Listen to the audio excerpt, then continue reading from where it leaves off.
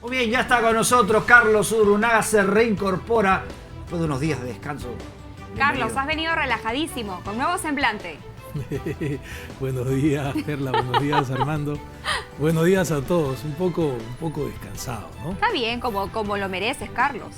Gracias, Perla.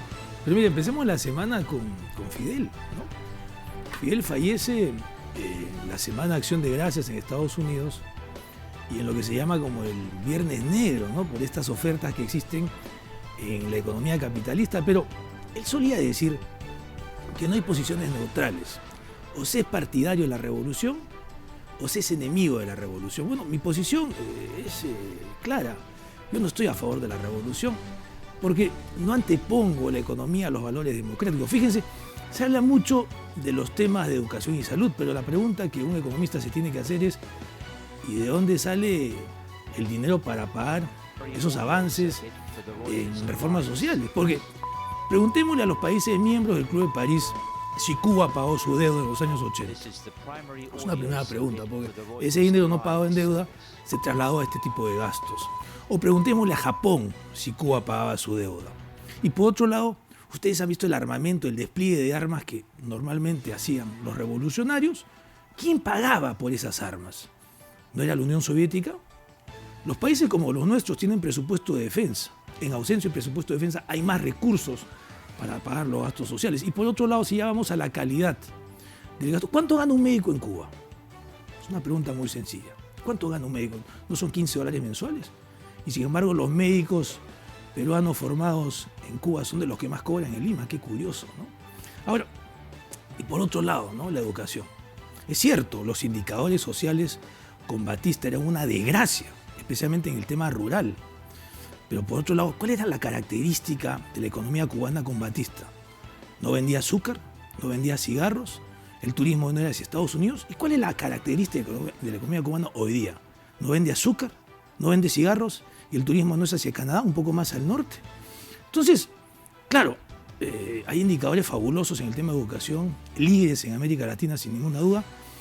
En salud, lo mismo, pero la educación es leer y poder elegir lo que lees. Es pensar y poder expresar lo que piensas. ¿Puede eso un cubano hoy día? Algo tan sencillo como eso. Y fíjense, las restricciones a la libertad son las restricciones a las oportunidades. Y si comparamos al sector privado, el sector privado hoy día es 30%, pero 30% ha ido creciendo con Raúl. Comparemos a Raúl con Fidel.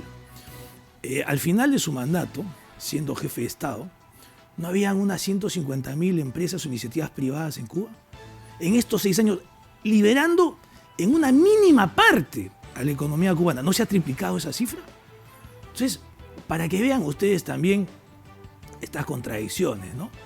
Y es curioso porque cuando uno ve el acuerdo entre Fidel, en este caso Raúl, con Obama, criticado por Fidel, ahí no se diferencia la posición que tienen los cubanos de Miami con relación al mismo acuerdo. Ahí coinciden.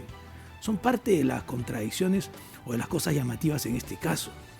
A ver, ¿es la mitad de la economía peruana Cuba hoy día? Sí, se parece mucho a la economía de Lima en tamaño. En extensión territorial es Cusco más Junín aproximadamente.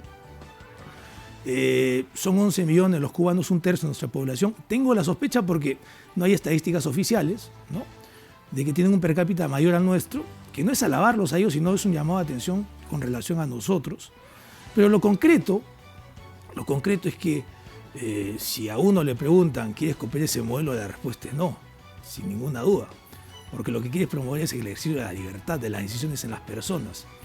De que puedan tener un ingreso, un trabajo, que decidan y a partir del ingreso que tengan decidir qué consumo tienen. Y si quieren irse afuera, que lo hagan. Y si quieren regresar también, cosa que no podían hacer los cubanos. Entonces, es cierto. Y por otro lado, ¿no?, yo leía, ¿no?, en el corto plazo, en el largo plazo, en 50 años tú puedes evaluar diferentes periodos. Por ejemplo, el crecimiento. El crecimiento desde el 90 al año 2015 en promedio ha sido 2% en el caso de Cuba. Pero en los últimos años ha sido 2.8%, es decir, en esta década. Y de nuevo lo mismo, con un poquito de libertad. El embargo, que es algo que sí critico, ¿no?, a partir de la caída del muro de Berlín no se justificaba, ¿no?, le daba la justificación a las autoridades dictatoriales para decir es culpa del embargo. Y por otro lado, en un mundo globalizado, digitalizado, con información que abunda, es la mejor manera de inyectar libertad a los cubanos y de poder comparar lo que ellos tienen con lo que pasa en el mundo. Así que es un tema para desarrollar, tiene muchas aristas, pero sin ninguna duda la economía con libertad es bastante mejor que la economía restringida. Cuídense mucho, nos vemos el día de mañana, siempre aquí en RPP.